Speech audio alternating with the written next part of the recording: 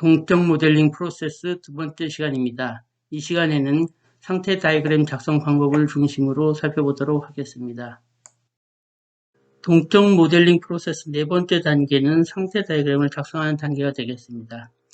상태 다이그램을 작성하려고 하면 먼저 시퀀스 다이그램에서 이제 출발을 해야 되겠어요.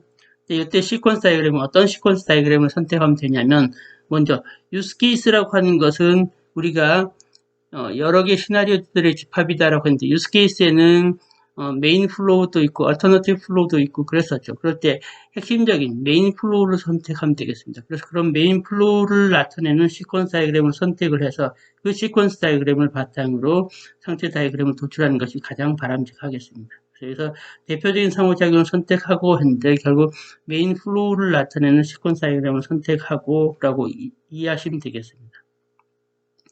그래서 그런 시퀀스 다이그램에서 단일 객체에 영향을 미치는 이벤트를 고려하라. 그러니까 우리가 그 시나리오를 구성하는 이벤트를 우리 앞 시간에서 이벤트 식별하는 걸 했었죠. 그러한 그 시나리오에서 이벤트를 식별하고 그런 이벤트를 고려하라라는 거죠.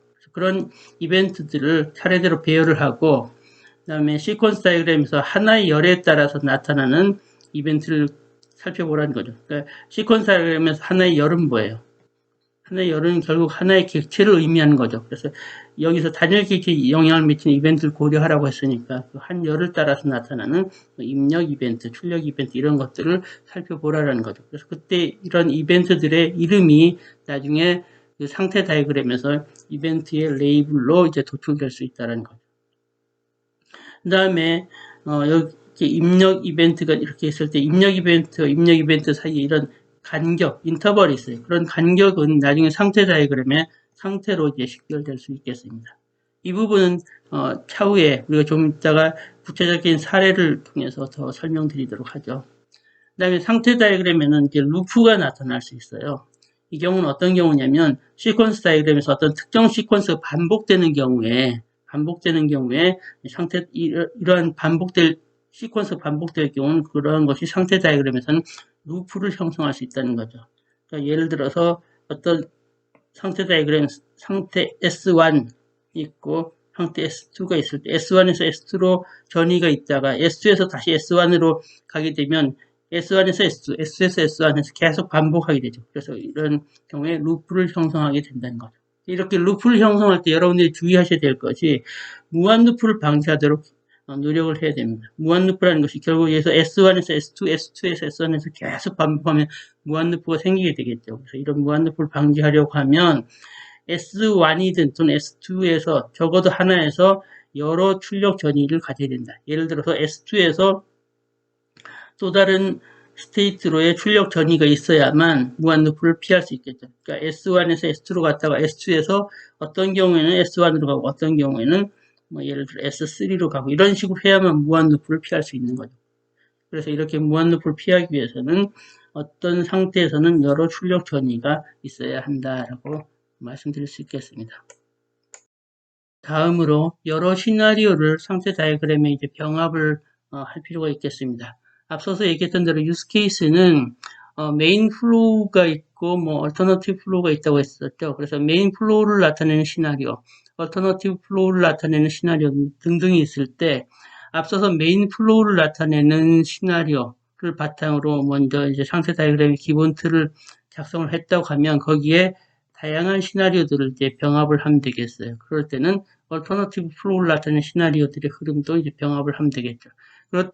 그렇게 할 경우에 보면 시나리오가 어느 정도 이제 진행됐다가 그것이 갈라지는 부분들이 있을 거 아니에요. 어떤 얼터너티브 플로우를 구성하는 상황이 발생했을 때 그렇게 시나리오가 분기하는 지점은 상태 다이그램에서는 상태에 해당합니다. 그런 분기 지점을 찾아서 그런 분기 지점에서 새로운 이벤트 시퀀스를 이제 기존 상태 대체 경로로 연결하면 되는 거죠. 즉 이렇게 상태 다이그램이라고 하면 이렇게 상태가 흘러간다고 할 때 S1, S2, S3로 이제 시퀀스 이제 쭉 진행되는데 다른 시나리오를 이제 병합하다 보니까 시나리오가 분기하는 지점, 예를 들어 S2가 될 수 있다고 하면 S2에서 다른 S4 또는 S5 이렇게 시나리오들이 이렇게 다르게 진행될 수 있는 거죠. 그렇게 새로운 이벤트 시퀀스를 이렇게 이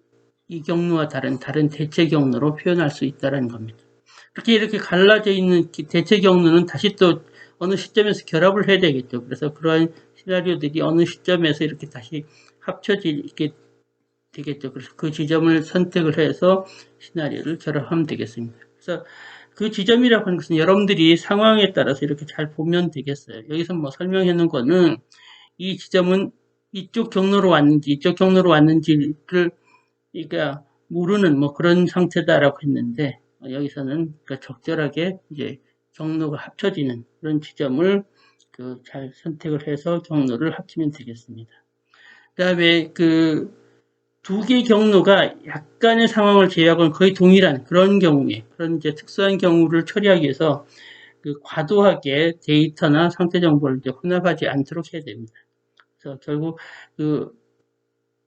대부분의 경우에 약간 일부 상황을 제외하고는 대부분 동일한데 그것을 우리가 너무 합치려고 애쓰는 것보다는 그런 경우에는 이벤트에 매개 변수를 추가를 해서 그런 속성을 이제 구별하게 한다든지 아니면은 그렇게 차이가 나는 부분을 이제 조건부 전위를 써서 표현한다든지 또는 서브 다이그래밍을 써서 서브 스테이트로 이제 표현하는 서브 다이그래밍 아시죠?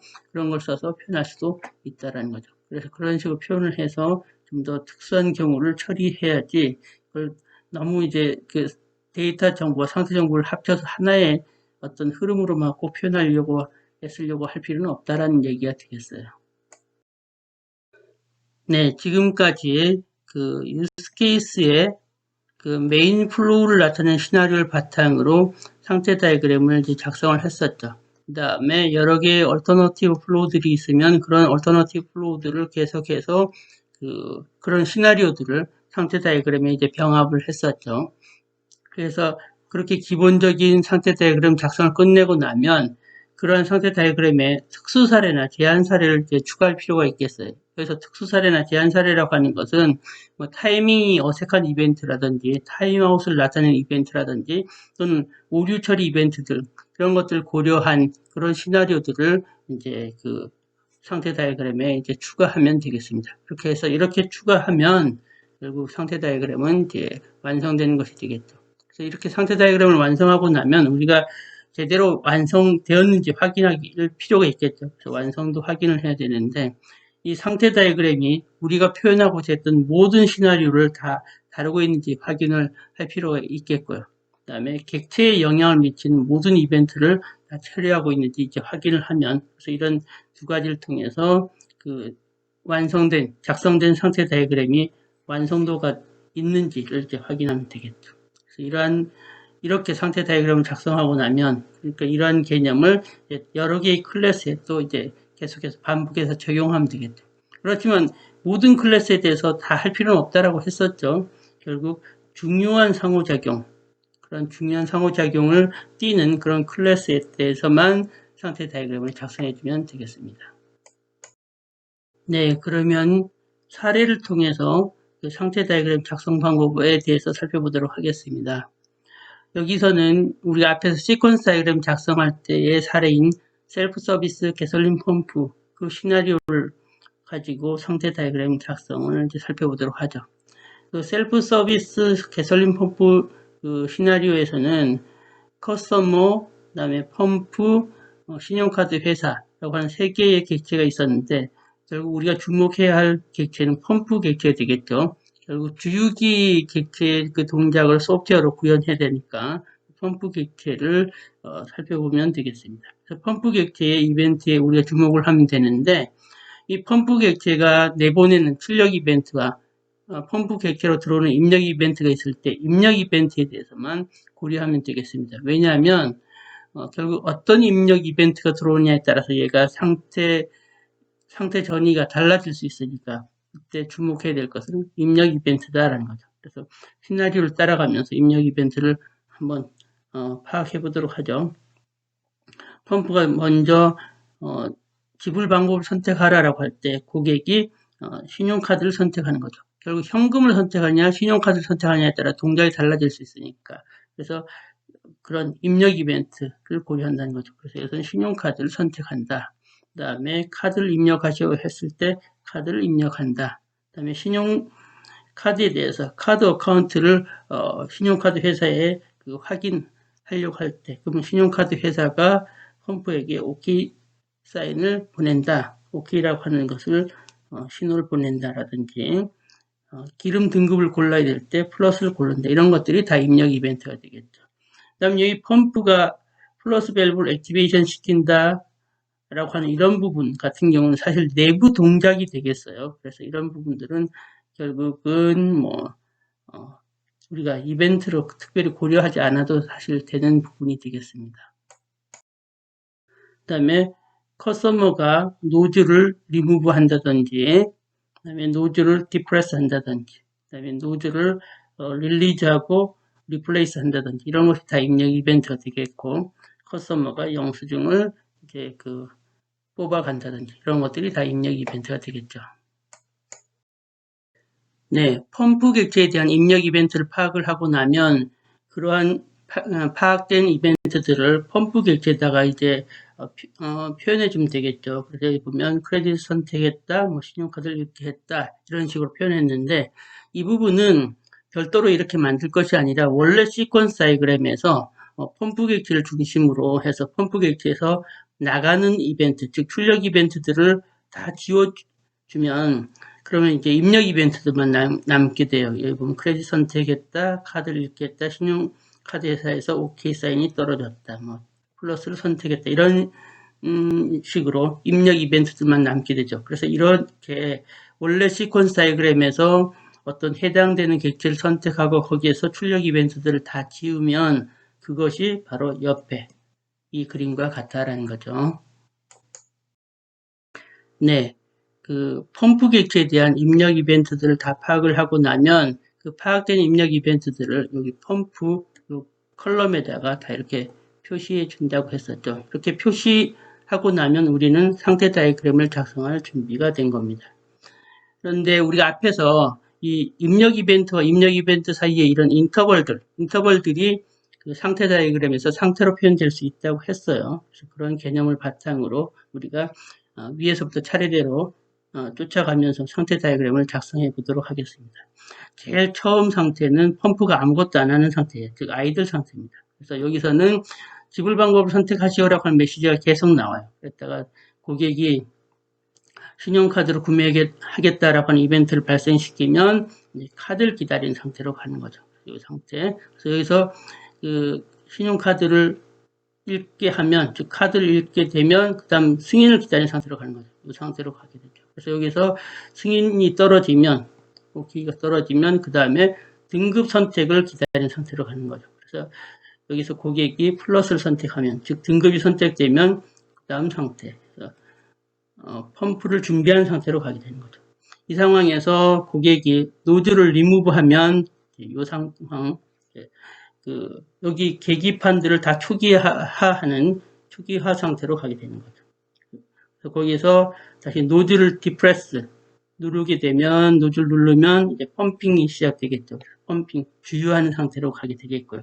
그래서 그 상황에서 고객이 이제 어느 정도 펌핑이 됐다라고 생각하면 노즐을 릴리즈하고 리플레이스하면 그 다음 상태, 즉 터미네이팅 상태로 가게 되죠. 그럼 터미네이팅 상태에서는 영수증을 이제 발행하게 되겠고요. 그 발행된 영수증을 고객이 리무브하면 다시 초기 상태, 아이들 상태로 가게 되는 거죠. 그래서 영수증을 리무브하면 여기 다시 여기 위에 대응되는 아이들 상태로 가게 됩니다. 그래서 이런 식으로 해서 어떤 오브젝트의 입력 이벤트들을 다 파악을 하고 나서 그런 입력 이벤트들을 이 오브젝트의 칼럼에다가 다 이렇게 배치시키고 나면 그런 입력 이벤트와 입력 이벤트 사이의 인터벌들을 우리는 상태로 표현하고 그 다음에 상태와 상태 사이의 전이는 이때 들어오는 이벤트들이 이렇게 스테이트 전이를 일으키는 이벤트로 표시한다고 하면 우리는 상태 다이그램을 이제 작성할 수 있다는 거죠. 근데 여기서 작성한 상태 다이그램은 이니셜 스테이트 다이그램이에요. 즉, 이 가스 펌프의 메인 플로우를 상태 다이그램으로 이제 표현하는 것이 되겠습니다. 우리가 여기에서 다른 alternative flow 같은 경우들을 계속해서 추가한다고 하면 나중에 완성된 완전한 그 가스 펌프에 대한 그 상태 다이그램을 작성할 수 있게 되겠습니다. 네, 방금 전에 작성된 그 가스 펌프에 대한 이니셜 스테이트 다이그램은 사실 가스 펌프의 메인 플로우 시나리오를 바탕으로 그 스테이트 다이그램을 작성을 한 거죠. 근데 제가 앞에 슬라이드에서도 얘기했던 대로 그러한 그 이니셜 스테이트 다이그램에는 추가적인 시나리오가 이제 더 반영될 수 있을 겁니다. 그래서 여기서는 어떤 시나리오를 추가할 수 있는지 몇몇 사례를, 몇몇 케이스를 살펴보도록 하죠. 먼저 앞에서 신용카드를 이제 선택을 하고 그 신용카드를 읽게 했는데 그럴 때 그 크레딧 카드가 읽혀지지 않을 수가 있겠죠. 어떤 이유에서든지 뭐 마그네틱이 손상됐다든지 IC 칩이 손상됐다든지 해서 카드를 읽을 수 없는 경우도 있을 수 있겠죠. 그다음 두 번째 시나리오는 그 배드 크레딧 카드일 수도 있겠죠. 뭐 예를 들어서 크레딧 카드가 한도 초과라든지 또는 거래 정지됐다든지 라고 하면은 그런 경우가 이제 배드 크레딧 카드가 되겠죠. 그다음 세 번째는 신용카드 회사에서 응답을 하지 않을 수가 있겠죠. 뭐 예를 들어서 뭐 통신 문제라든지 등으로 인해서. 네 번째는 고객이 여기서는 계속 신용카드였지만 고객이 현금으로 캐시로 지불을 하고자 할 수도 있겠죠. 그런 시나리오도 고려할 수 있겠고요. 다섯 번째는 앞에선 펌핑 주유가 될 때는 고객이 노즐을 디프레스 눌렀다가 펌핑이 끝날 때는 고객이 노즐을 릴리즈하면 그 펌핑이 끝났었는데 그렇게 하지 않고 그 고객이 노즐을 릴리즈하지 않고 그냥 기름이 그 탱크에 가득 차면 멈추도록 할 수도 있겠죠. 그래서 고객이 탱크를 가득 채우고자 하는 그런 시나리오도 이제 고려할 수 있겠습니다. 그러면 앞에서 나열했던 몇 가지 추가적인 시나리오 중에서 배드 크레딧 카드 시나리오에 대해서 한번 전개해 보도록 하죠. 시나리오는 다음과 같습니다. 앞부분은 똑같아요. 펌프는 고객에게 그 지불 방법을 선택하시오라고 요청을 하면 고객이 크레딧을 선택을 하고요. 그 다음에 카드를 입력하시오라고 하면 카드를 긁고 그러면 펌프가 그 카드를 읽게 되겠죠. 그 다음에 펌프는 그 카드 어카운트에 대해서 신용카드 회사에다가 이제 확인 요청을 하는 거죠. 그랬더니 신용카드 회사에서는 크레딧 디나이드라고 하는 메시지를 통보하게 됩니다. 근데 우리가 앞에서는 어땠어요? 메인 플로우에서는 그 크레딧 OK가 왔었죠. 근데 여기서는 배드 크레딧 카드니까 크레딧 디나이드라고 하는 메시지가 통보되게 된 거죠. 그러면 이제 펌프는 그런 상황을 고객에게 알리고 다시 그 초기 상태, 즉 그 지불 방법을 선택하시오라고 하는 메시지를 이제 내는 그런 상태로 돌아가게 되겠죠. 그래서 이런 식으로 시나리오가 이제 흘러가게 되겠습니다. 네, 배드 크레딧 카드 시나리오를 그 시퀀스 다이그램으로 표현하면 다음과 같습니다. 여기서 여기까지는 똑같죠. 결국 이제 지불 방법을 선택하시오. 뭐 크레딧 선택하고 카드 입력하라라고 하면 카드를 긁고 뭐 이제 신용카드 회사에다가 그 어카운트를 확인하고 하는 건 똑같은데 여기서 크레딧이 디나이 됐다라고 하는 메시지가 리턴되면 고객에게 이제 크레딧 디나이드라고 하는 것을 통보하고 다시 초기 상태, 즉 지불 방법을 선택하시오로 그 흘러가는 그런 식으로 시퀀스 다이그램을 그리면 되겠죠. 그러면 앞서 작성됐던 스테이트 다이그램에 그 몇 가지 추가적인 시나리오를 이제 반영해 보도록 하겠습니다. 먼저 배드 크레딧 카드 시나리오가 어떻게 반영되는지 볼까요? 배드 크레딧 카드 시나리오는 처음에 펌프 아이들이었다가 신용카드 구매가 선택되면 이제 카드를 기다렸고 그래서 카드가 읽혀지고 나면 이제 승인을 기다린 상태에서 머물렀죠. 그래서 승인을 기다린 상태에서 크레딧 디나이드라고 하는 메시지가 오면 다시 그 초기 상태, 아이들 상태로 돌아갔어야 됐죠. 그것이 반영된 것이 이겁니다. 그래서 크레딧 디나이드면 아이들 상태로 돌아가는 것이 반영된 거죠. 그 다음에 그 카드를 읽을 수 없는 시나리오의 경우는 어디에 반영됐어요? 그래서 신용카드가 선택되고 그다음에 카드를 기다리는 상황에서 카드가 읽혀지면 승인을 기다린 상태로 가는데 카드를 읽을 수 없으면 카드 언리더블이면 다시 초기 상태로 돌아가는 그래서 여기에서 반영이 된 거죠. 그다음 세 번째 신용카드 회사가 응답을 하지 않는다. 이 경우는 어때요? 사실 여기 승인을 기다린 상태에 머물러야 되겠죠. 승인을 기다린 상태에서 머무르는데 거기서 OK도 안 오고 그 denied도 안 오고 하면은 계속 여기서 머무르게 되겠죠. 그러면 이 경우에 계속 머무르는 것이 아니라 타이머를 세팅해 놨다가 일정 시간 지나서 타임아웃이 발생하면 다시 초기 상태로 가도록 해야 되겠죠. 그래서 그것이 지금 여기서 나타나 있지 않죠. 근데 여기 크레딧 디나이드랑 상황은 똑같아요. 그래서 타임아웃이 발생하면 이렇게 아이들로 가도록 해야 되겠죠. 그 다음에 고객이 현금을 지불하겠다라고 하는 그 경우에는 별도의 이제 상태가 여기 만들어졌어요. 그래서 여기서 그 캐시가 셀렉트 되면, 캐시가 셀렉티드 되면 그 점원이 펌프를 이네이블 시킬 때까지 기다린 상태가 머무르게 되겠고, 그 다음에 이제 점원이 펌프를 이네이블 시키면 펌프가 이네이블 됐다라고 하는 이벤트가 발생하면 그다음부터 등급을 선택하고 해서 그 이유는 똑같습니다. 그 다음에 그 탱크를 가득 채우기를 원하는 그런 시나리오의 경우는 어때요? 여기 보면 펌핑 상태에서 그 노즐이 릴리즈 되면 터미네이팅으로 갔는데 그렇지 않고 탱크가 풀이라고 하는 이벤트가 발생하더라도 터미네이팅 상태로 가도록 여기에 이벤트를 추가해주면 되겠습니다. 그래서 이렇게 그 여러 개의 시나리오들을 그 스테이트 다이그램에다 이제 반영을 할 수 있다는 거죠.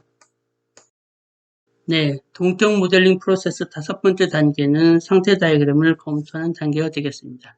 이때는 그 상태 다이그램을 완전성과 일관성 측면에서 이제 검토를 하면 되겠어요. 그래서 특히 완전성이라고 하는 것은 우리가 상태 다이그램을 가지고 모델링하고자 하는 모든 시나리오를 다 이제 반영을 했는지를 이제 검토하는 것이 되겠죠. 또는 그때 고려해야 할 모든 이벤트들을 빠짐없이 고려했는지를 검토해야 되겠죠. 그래서 그 완전성을 검토하기 위해서는 혹시 이벤트를 누락한 것이 없는지, 누락된 이벤트가 혹시 없는지를 식별하기 위해서 what if 분석을 수행해야 됩니다. 즉, if, 만일 뭐뭐시면 what, 어떤 일이 생기지? 라고 하는 그런 측면에서 혹시 이벤트를 누락한 것이 없는지를 식별해야 되겠죠.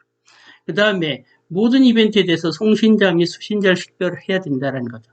즉, 우리가 상태 다이그램을 그릴 때 어떻게 했어요?